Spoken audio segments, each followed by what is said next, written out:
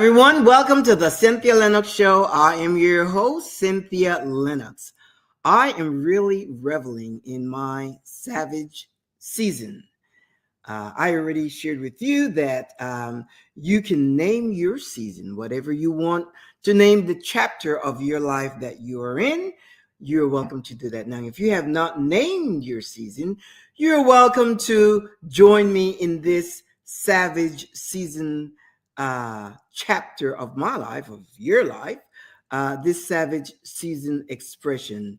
Because what it is, really, it's allowing me, and I'm going to just talk for me for a second so that I can articulate to you what it's doing to me.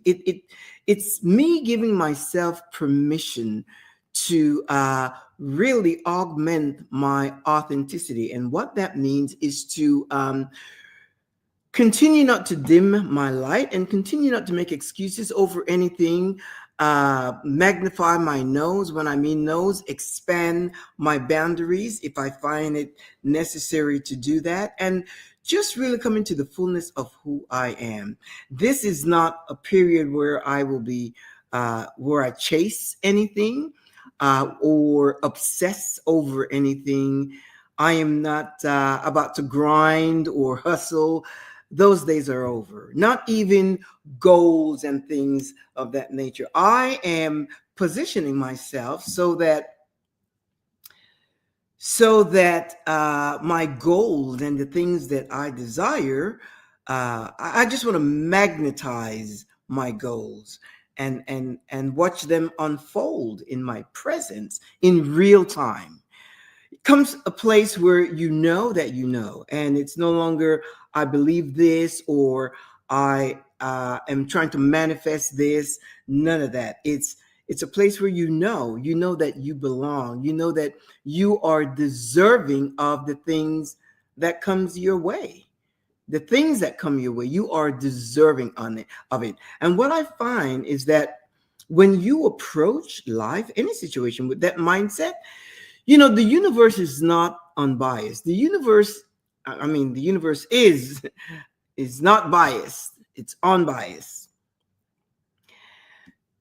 When you project that, it has no option but to deliver. And when I say universe, for those of you that have another concept of like people would say, I know there's something out there, some force, some call it source, creator, God, the greater one, universe, whatever it is that you define, whatever works for you, that's what you're going to use to regard that thing as. For me, it's the universe. And, I'm talking now about allowing my goals to magnetize my goals toward me, to bring the things in. It's like I think about the things and they just come in. I don't know how or when or none of that, because that doesn't concern me. I just know that it's going to happen. And we had an experience over the weekend, my husband and I. we our kitchen floor, we are planning to do some not remodeling, but to change our kitchen floors.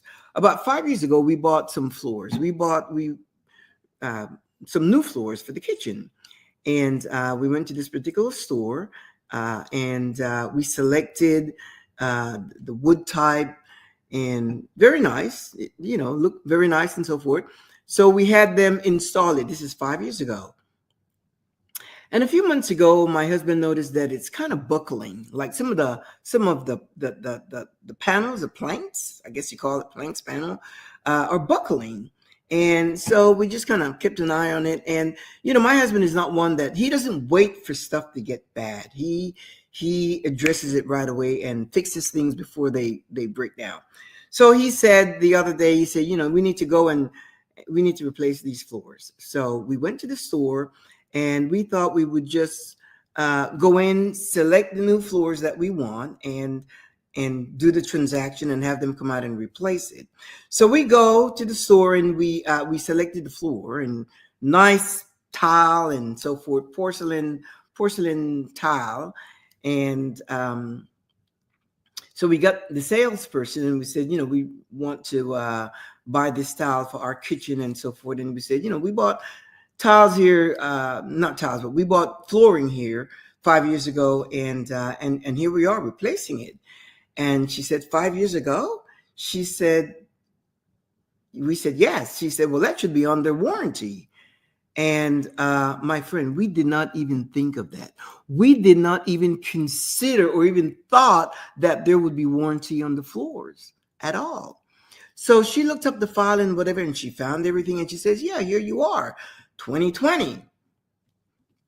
2020, yeah, is when you replace these. And so she said, no. She said, you need to file a claim. This should be under warranty. Go to customer service. So we go to customer service, and everybody was so nice,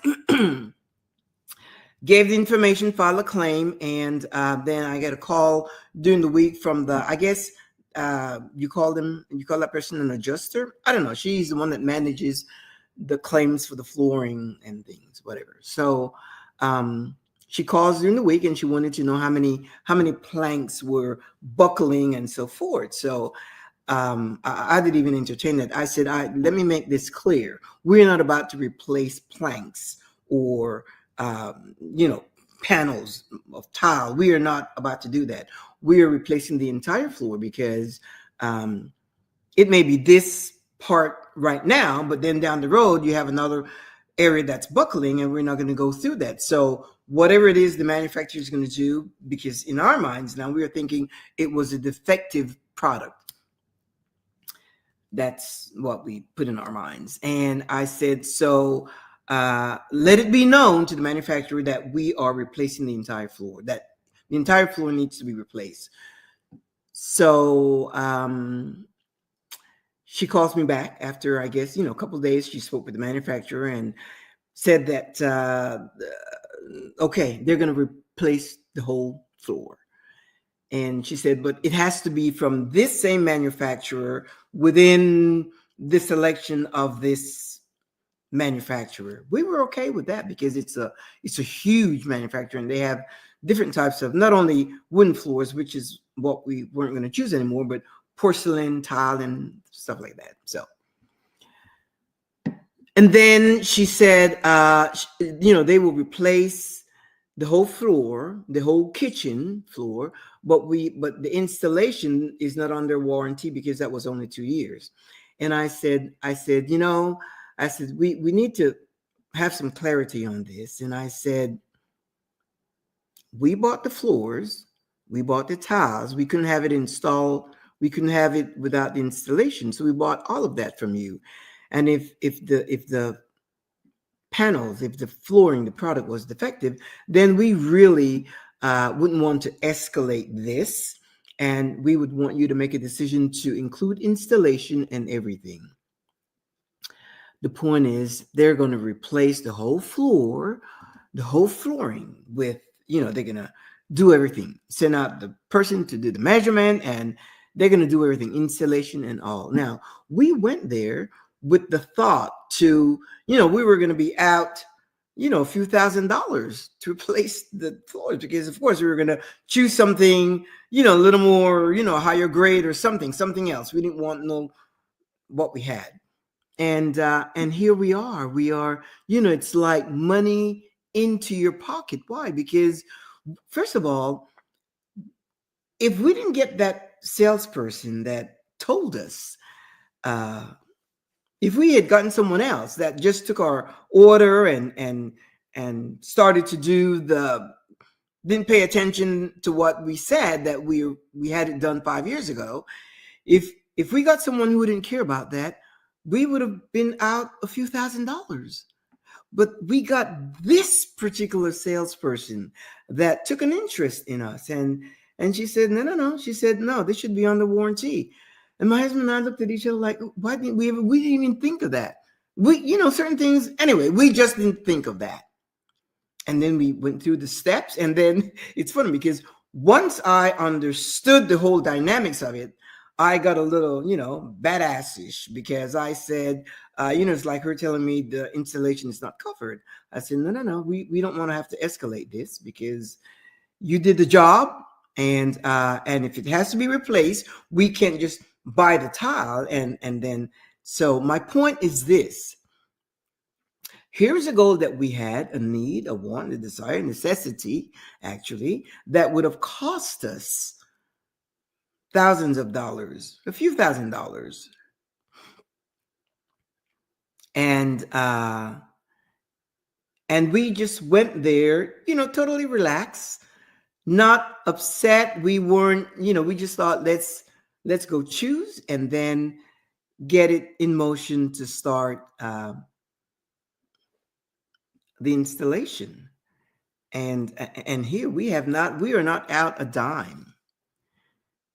We're going to be out inconvenience, but that's okay. We're trying to get it done like quickly before before the holidays and so forth.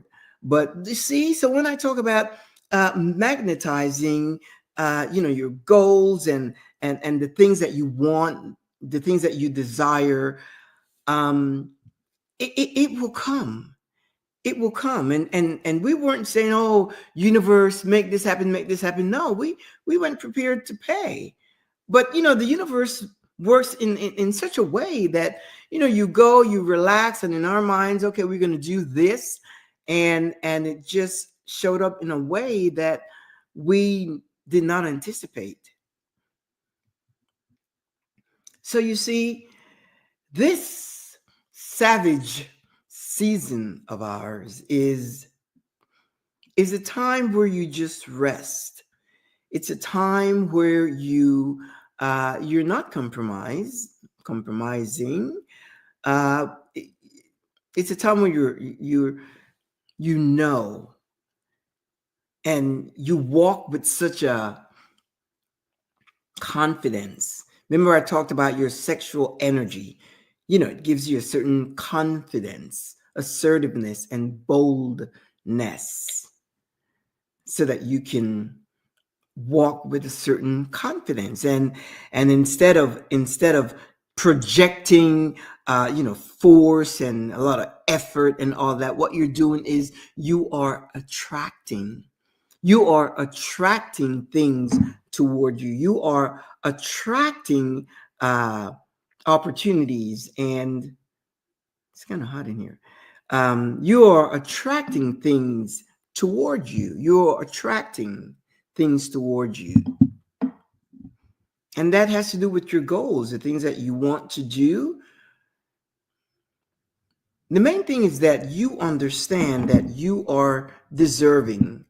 You are deserving. You don't have to, don't try to get too busy. This, again, savage season. I just, my appointments now are coffee dates, or let's have a glass of wine. I already have appointments set up for this week.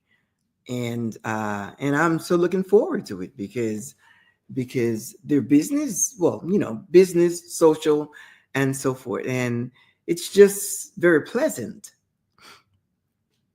I don't have to, no, it's a place of rest. And I invite you to walk in that new chapter of your life, and name it whatever you choose to name it. Give yourself permission to recreate. Give yourself permission to reinvent. Give yourself permission to redefine. As a matter of fact, I was studying some things here on the spiritual revolution of pleasure. I'm going to be looking over here because I made some notes as I wrote. I read, I write, I study, and I'm just fascinated with the things that I am learning, because what happens is that as I learn something, I go and check, fact check, and make sure that I am delivering truth and not just my opinion. And when I talk about the spiritual revolution of pleasure, it's really redefining purity. Redefining purity. Many of you have issues with your own personal sexuality and the understanding of it. And what I'm sharing with you today is that it's important that you understand that You were not you were not born with guilt. You were not born with shame. You were not born with judgment. You have to understand the purity that embodies you, that you embody the purity. It's not the absence of sin, it's the presence of truth within you.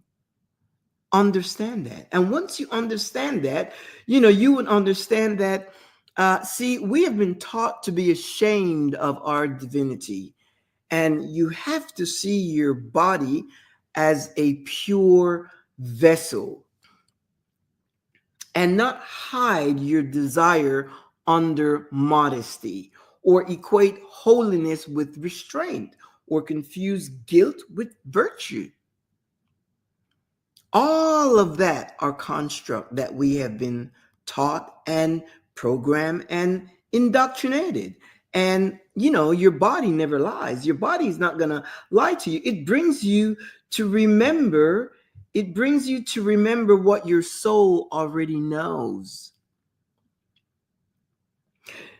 Pleasure is not the opposite of purity. It is proof of life. And once you understand that,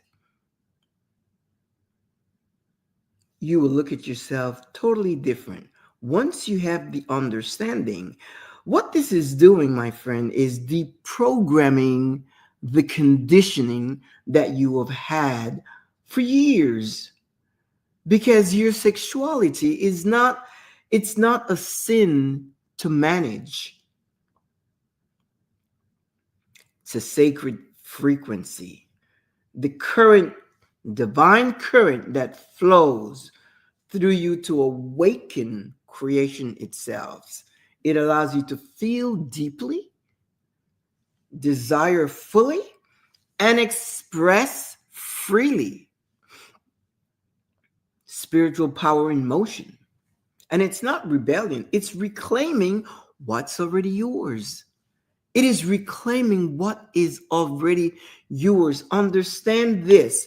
We are redefining purity, not as abstinence, but as alignment.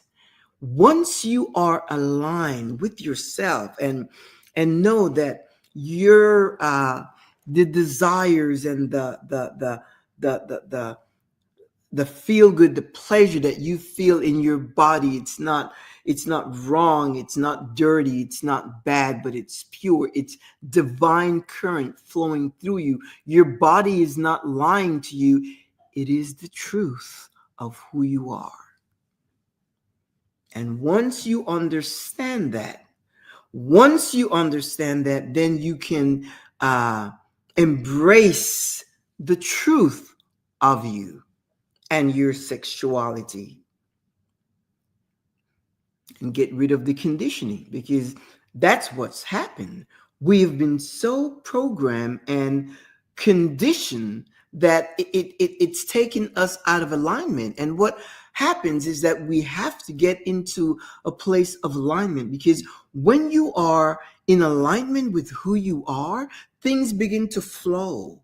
Things begin to flow in your life. Why? Because you are rightly aligned.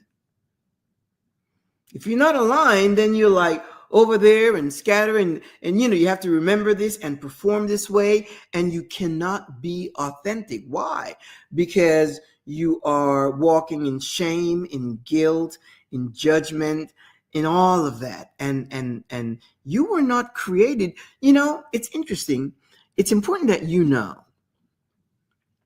you were not created to suffer.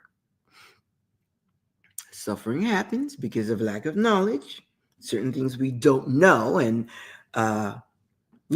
people are destroyed because they don't know, lack of knowledge. You were not created to suffer.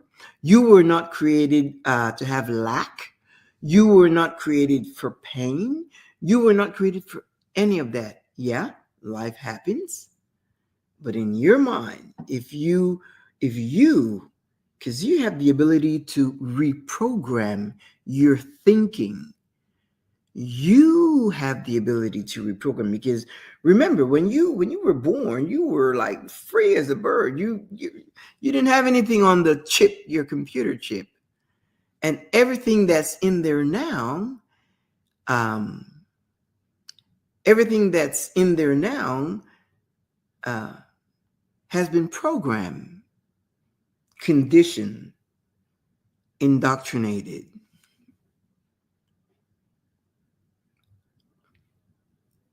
So we live performatively. We perform. And when we do things because of the conditioning, you feel shame or guilt or judgment. You feel unclean, impure, unclean. Now, if you were to ask yourself, when was the first time you felt um, guilty for feeling good? When I was creating my notes and things like that, I thought, when was the first time I felt guilt for feeling good? When I was young, I went to Catholic school, and Catholic school, there's some, at least, anyway, it's different. But indoctrination starts from, I don't know, from when you're 5 years old. And all of us have been indoctrinated. And that's why we had a year of a journey of self-discovery. And we are still going through that journey of self-discovery. We are just discovering new things about ourselves. And we are now coming out boldly with who we are, with the level of knowledge and of understanding of who we are, of who you are. And we're shedding all the old cloak. If you don't shed the old, there's no room for the new. But when you shed, it's like when you shed your skin, when you shed anything, new skin emerges. When you rest and you get rid of all the exhaustion out of your body, you wake up refreshed. When you deprogram the programming that's been by default, the indoctrination, the programming that has been imposed upon us and shaped our identity, we walk around being the person that we're really not. There's a situation with this person that's married to someone. Well, she's a person, woman. She's married and had a situation with and newlywed, had a situation in the marriage where her husband had an affair, cheated, and had a baby outside. And they're going through some kind of a turmoil and things of such, and it's just really bad. And this person is always saying, she's always saying, well, they were separated, her and her husband, and he wants to come back. And she took him back. And all she can think about, all she says is, I have to submit because the Bible said I have to submit. And she is so angry. She have these outbursts and these spurts. A lot of things triggers her because she's hurt. She's got pain, emotional pain, because of that sort of betrayal. You have a baby on the outside, that baby's there to stay. And she has to deal with that. I think she's, pretty interesting that she took him back because she did. Even though, according to her doctrine, infidelity, she could have divorced him, but she chose not to. She chose to stay. And everything, every time she wants to do something, she says, I must submit. the Bible says I have to submit. I have to submit. And I watched that situation and I said, wow, that's really interesting because uh, this person is really angry. They are so angry. They are so angry in that relationship. It's really interesting because I was thinking about relationships recently, and when people that have been married for a long time, like 30, 40, 50, 60 years, and everybody applaud and they think it's such a big deal and so forth, and we really praise longevity in a marriage. And I was thinking about that because I don't really applaud the longevity. What I would applaud is the quality of the relationship. Because one couple was married for and this is another situation, married for like 50 years, but come to find out, the husband has like five baby mama outside, but he's been with his wife for 50 years. That's reality. That is real life. And when I talk about authenticity, I am not referring to just, okay, so you have 50 years. 50 years of what? Of misery? Unhappiness? Lies? Deceit? Infidelity? That doesn't, we're in the 21st century, my friend. That that does not constitute, well, I guess chronologically, or 50 years is 50 years. 50 years of what? Endurance? Enduring mistreatment? Think of that. And some of you may be going through that right now. And people do it for different reasons. I know in my personal life, I grew up, my mom is just, there's just no other mother like my mom. She is just a woman of virtue. My mom is just, sharp and wise, smart, intelligent, all of that. My dad, a hard worker, with a strong desire to be a good provider for his home. And he gave us everything that we forget our needs. Our needs were met. Everything we wanted that he could afford, he gave us everything that we wanted, and he took pleasure in that. My dad was a great provider in that sense. But I would say, now that I'm an adult, he wasn't the ideal husband. He wasn't the ideal husband. And my mom had a goal. My mom had three girls. I have an older sister and I have a younger sister. So we are three girls. And because of the lifestyle, and remember, way back, it was a little different because today, we are more educated and we are more confident, and there are more opportunities for us to get up and go and find a life that's a life of pleasure, delightful. And so my dad, he owned a business. My mom managed the business, and she was really good business manager. And he worked also for the Panama Canal and so forth. So we were good financially. So my mom, even though my dad was not the ideal husband, my mom wanted us to grow up in the environment that we had. It was pleasant. It was comfortable. It was abundant. There was a lot of abundance. And she sacrificed her life for her three uh, girls. And then my older sister, they sent her to the U.S., and she became a nurse and so forth. They sent us here to further our education. We were in boarding school, and anyway, so we came afterwards later to go to college over here in the U.S. And my older sister came first, I came second, and my younger sister came third. Once we were gone, once we were gone, my mother said, enough. She said, enough.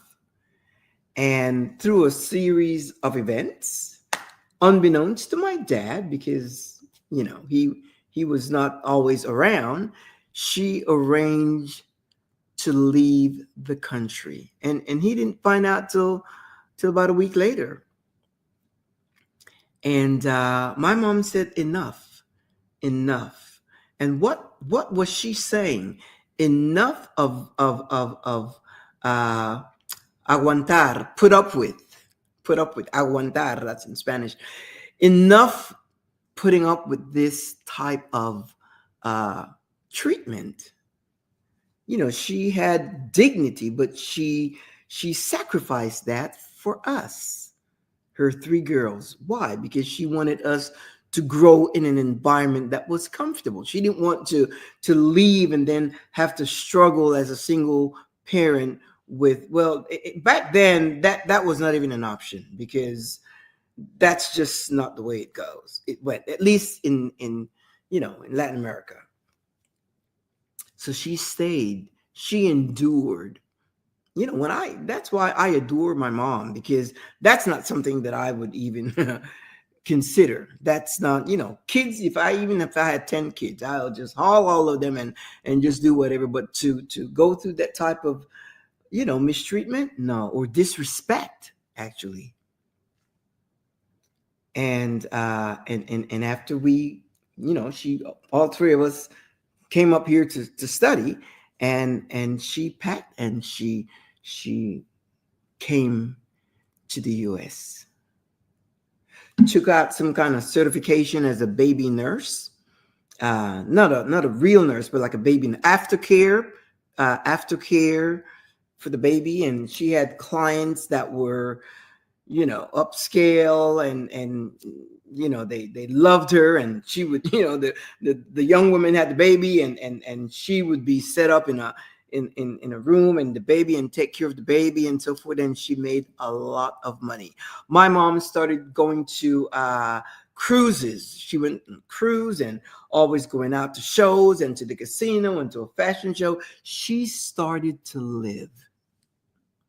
I wish she had met someone else, and whatever. But the point is, at that point, she wasn't even thinking about that. She was only thinking about being alive, coming alive, and living, and not having to be afraid or concerned or embarrassed because of the disrespect or any of that. She had to learn what it was to be free.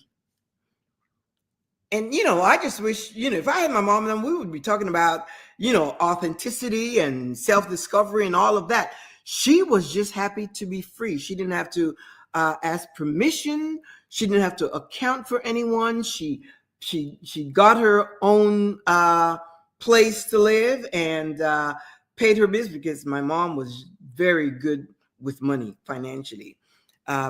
Did paid her responsibility, and lived well, and she just had a life. As a matter of fact, when my husband and I was once going on a cruise, Caribbean cruise and whatever, and I just called her. I said, Mom, why don't you come with us?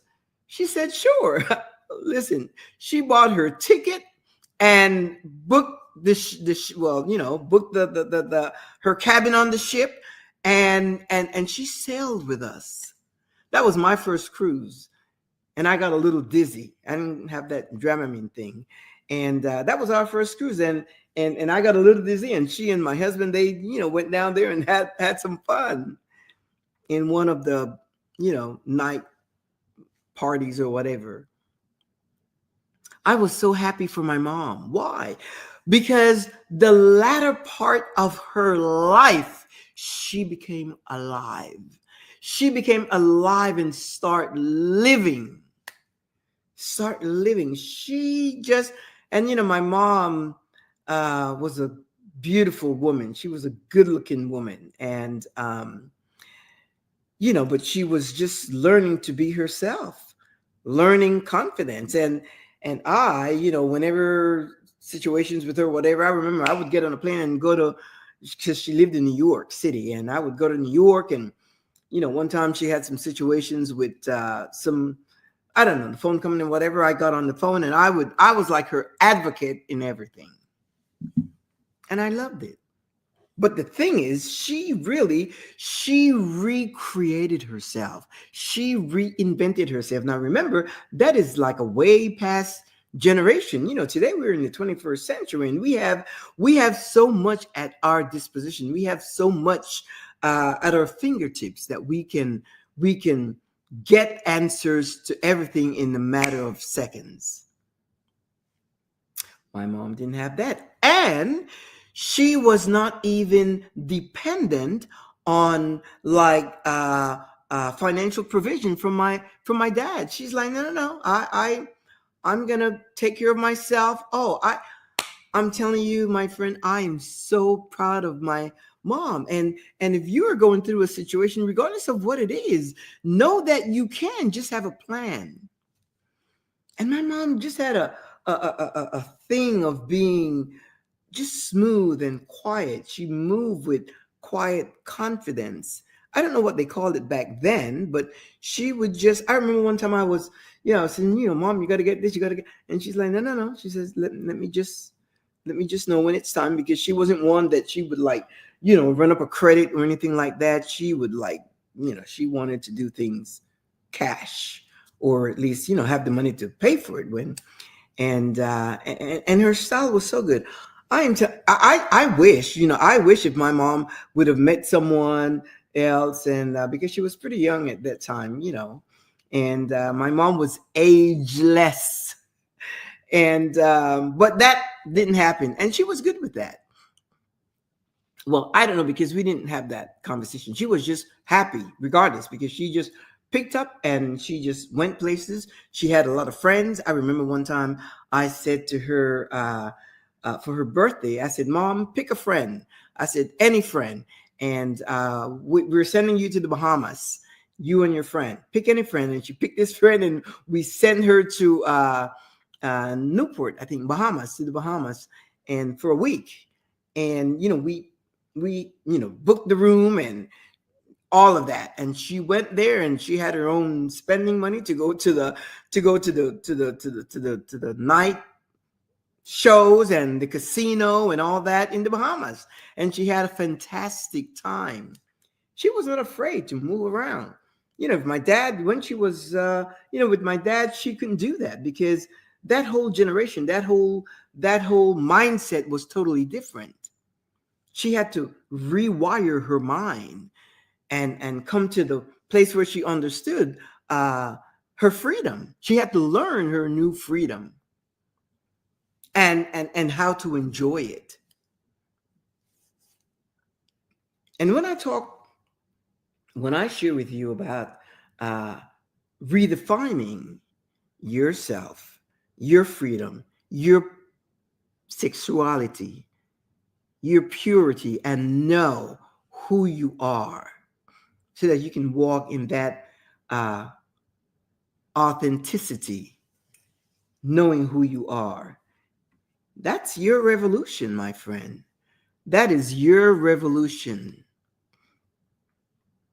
The ability to feel, the ability to have desires, the ability to enjoy your own body, the ability to exist without shame or guilt or judgment. Imagine that.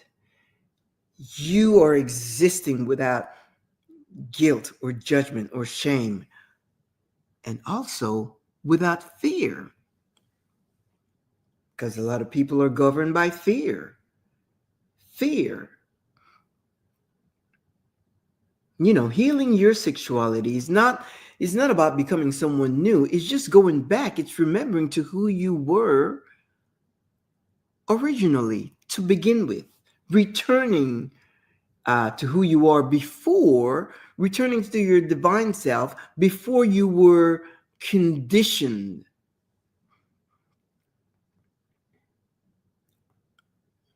with the information and uh, the conditioning, the programming, the indoctrination, shaping your identity into someone that you are not. And that's why so many, some are just uh, existing. Do you know how many people are just simply existing? There are a lot of people that are simply existing, doing the same thing over and over and over every day, every month, every week, over and over the same thing. That, my friend, is existing. And then there are also those um, that are tight with their grandchildren, which is a nice thing, but it's not your life. Your grandchildren's life is not your life. That's their life. And it's going to come a point where they are going to be busy with their, smartphone and want to be with their friends. And I think I've shared this before. This person that I know, the her granddaughter, 16 years old. It was like a sweet 16 party, big sweet 16 party. And the father spent a lot of money to have this big, extravagant party. And the granddaughter, 16 years old, had all her friends there. And in reality, the granddaughter expressed or stated that she would prefer that the older folks leave. She wanted it to be just her and her friends. That's no matter of good or bad, right or wrong, true or false. It's simply the way it is. And it's not a bad thing. They just wanted to be expressive, and they didn't want the older folks there. Well, then the daddy said, absolutely not. I paid for this party and we will be there. The whole older generation. And they hung around. And then, of course, the music was totally different because you're talking about, I guess that would have been Gen Z. Gen Z, yeah. So it's about you. It is all about you redefining who you are, understanding yourself, your sexuality, your divine connection with source. Because you are it. It's not like out there. You are it, my friend. We are breaking the silence around sacred pleasure. We are making ourselves understand that it is our birthright.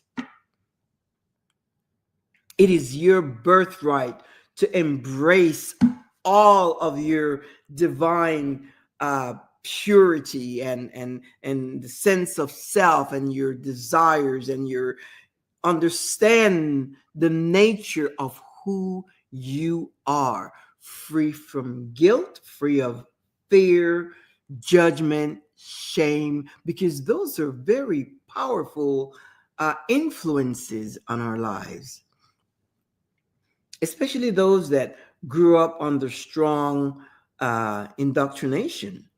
There are people that won't make a move because you don't do it this way. I can't do this. I can't do that. And this morning, my husband and I, we had this conversation, and he said you should be. He's so funny. He said you should be happy with me for eternity because I took you out of that situation. We just laugh about it, and I'm like, yeah, you're right, and I'm eternally happy because he said because if I did not wake up, or he was never asleep, he was just kind of like with me. He said if I did not decide, he didn't say wake up, if I did not decide I'm done with this, you would still be there. He said just like everyone else, the people and that's true. Now for my mom, that was a whole different thing. She wasn't under any kind of indoctrination because we didn't grow up like my mom was like spiritual. She wasn't religious. She was like a spiritual person, and she kind of knew, not kind of, she knew who she was. She knew her essence, and but she never really gave them words. She just was.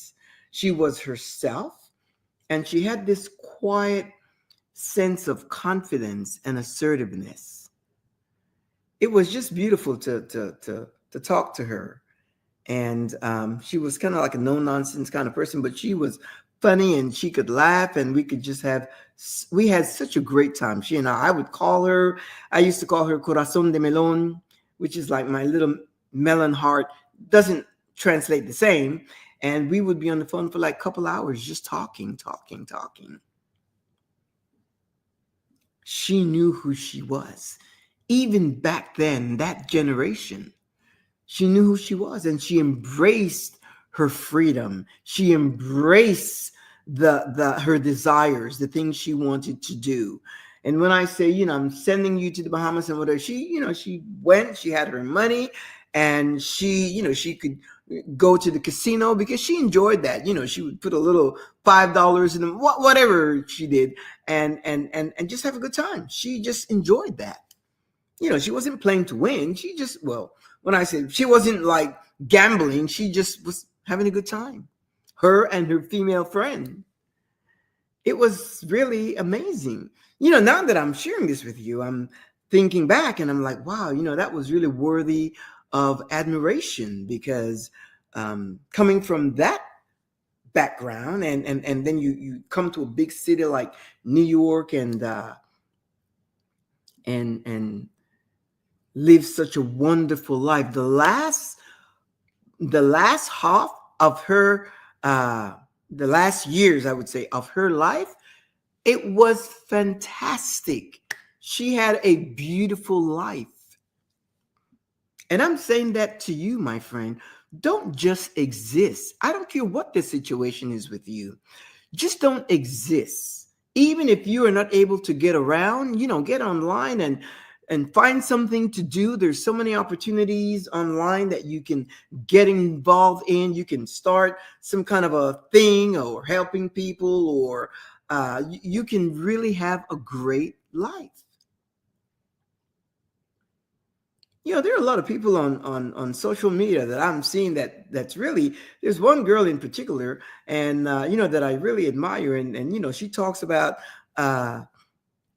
living life to the fullest. Her take is a whole different, she comes from a whole different structure, dynamics, but it's lovely. I love it. And I glean from that. And I share this with you because a lot of people, I don't know, a lot of people are just waiting. You don't have time to wait, because tomorrow you could be dead. And I don't mean to sound gruesome, but you don't have time to wait. You can't wait until things get perfect, because you know what? Time doesn't exist. Time is now, right now. Time is right now. Time does not exist. Yesterday doesn't exist, and tomorrow doesn't exist. Do we make plans? Of course we do. But time doesn't exist. The only time that exists is right now. And I've come to such a place that I don't, if I set goals for something, if it doesn't work out, so big deal. I just set other goals. I don't, at this point, this savage season is really seasoning me to another type of mindset, bringing me to a place of, the people in my life. I am coming to understand that not everyone, in my book, in my story, some people are only a chapter. Some people are only a page. Some people come into your life, they're just a line, and that is okay. Recognize who these people are, and it doesn't matter. Friends, acquaintances, co-workers, family members, because understand this, family dynamics, family family, they are people as well. And, you don't, they're family, but that's it. They're family. They're people. And some family members, you may not get along with some family members. It's not good or bad, right or wrong. You may just not be aligned, with the right energy or vibes. And that is okay. It's not that you're bad or they're bad. No, absolutely not. It's simply that you just have, and what I have found also is that even some family members, even though they may have been there all along, but as you are evolving and changing and developing into this person of 100% authentic and bold and confident and assertive, they may not like you. Certain people are used to the version of you that they know. They know this version of you, and that's what they want. You become this version, you become a version that have outgrown them, perhaps. And they may not like it. And they may say, well, who does she think she is? Well, it's not that you think you're anything. It's just that you know who you are. You know that you're growing. You know that you are evolving into. And the best thing is that is for you. It's not for them. Whether that be friends or acquaintances or family, it doesn't matter. And chances are, you may even outgrow your immediate circle, your spouse. That's possible. That is possible. If your spouse doesn't engage in your growth, you may outgrow each other.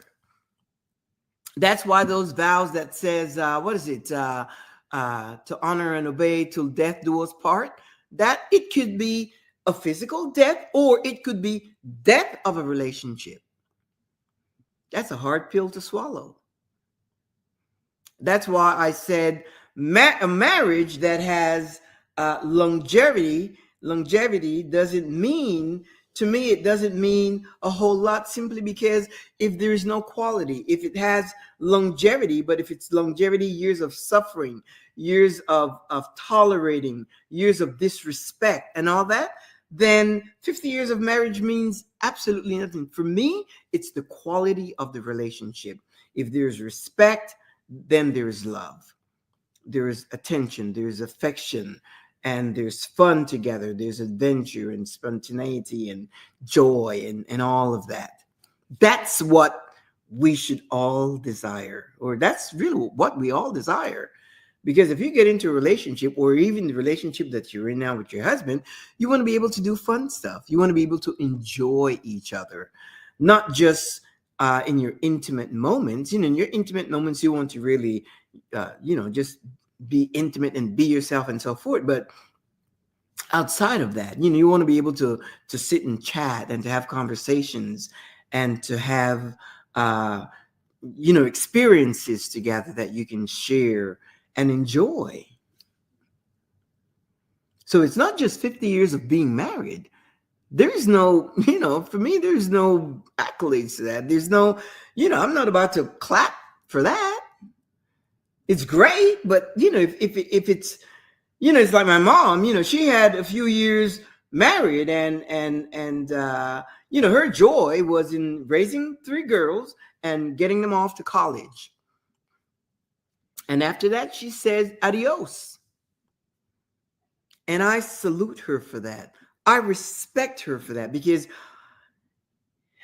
when I was young, I didn't, in my mind, I just couldn't process. But I knew one thing. One thing I knew, and I couldn't process how all that worked, because I know that one time she almost left and so forth. But one thing I do know is that I would not submit to that kind of relationship. That was marked in my mind, and I wasn't traumatized. I just knew that that's not what I would, of course, somebody that's responsible and good provider and so forth. But disrespect, that's why I'm so big on respect. I don't care if you love me, respect comes through. Because when you respect someone, more than likely, there is love in that, but you can say, I love you, I love you. How many people, they get married, they love each other, and then, they on a lot, they kill the person, or on, so that's just my thing. Once you understand who you are, understand the purity uh, of who you are, and align it with the truth of you. Align it with the truth of you. And know that all of that is not, get rid of all the conditioning, get rid of all the indoctrination, get rid of all the programming, and you take your pen and redefine what it means to you. Redefine what it means to you. It takes boldness to do that, but I encourage you to do it, because really it's part of your evolution, and it's going back to who you are. And you will see, you are returning to your to your sacred self. Remember, shame is something that was taught, guilt was inherited, but pleasure, that was always pure. Pleasure was always pure. Since when was pleasure a bad thing? Any kind of pleasure. I know I've always said on my show, I've always shared that the purpose of life is pleasure. And some people don't relate to that. Well, I'm sharing it with you now. And pleasure is not about indulgence. It's about remembrance. It's about remembrance. Remembering that you are alive. That you are alive. This is your evolution. The revolution to your evolution. It reminds you that you are alive, because pleasure is what brings life, reminds you of life. It reminds you that you are alive. Reminds you that you are alive. My friend, as you can see or perceive, I am passionate about sharing this with you. And I know that many of you are really gleaning from the things that I share. And just know that who you are. You are the temple. You are the altar. And pleasure and your divine expression is pure. Redefine purity here. It's not abstinence, but as alignment, where your spirit, your body, and your truth finally make love to each other. They're not fighting against each other. They're not fighting against each other, your body and your spirit. You yield to your truth, and they make love to each other. I'm going to leave you with that so that you can sup on that. Every Thursday, we have a date right here, 2 p.m. Central Standard Time. And if you can't meet me here, you see the icons over here, Facebook, LinkedIn, and YouTube. You can pick up the show 24/7. I am also a life coach, and you can drop me an email to this email here, info@thecynthialennoxshow.com. And I do offer 30 minutes complimentary chat, just to make sure that we are aligned. Because once you hire me as a coach, your life is about to change. You're going to go through an evolution, because I will walk right beside you and support you and guide you in your evolution. Make the investment in yourself. You deserve it.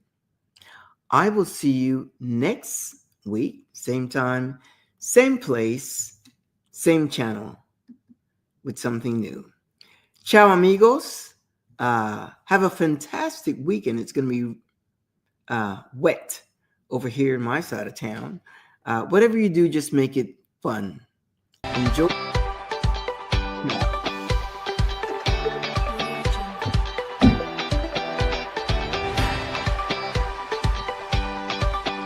Thank you.